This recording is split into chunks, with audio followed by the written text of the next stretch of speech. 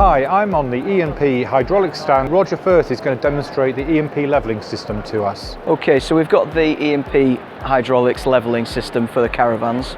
As you can see, we've got a remote control here, which has an outline of a Caravan.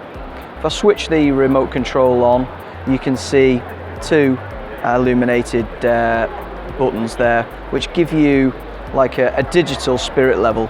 So that's telling us the Caravan is tilted forwards and also to the left-hand side. The system levels the Caravan automatically with the press of a button, like so.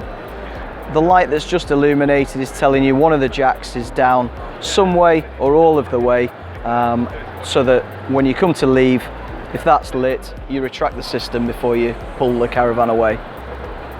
You'll notice that the levelling system will deploy the jack on the lowest side on the axle.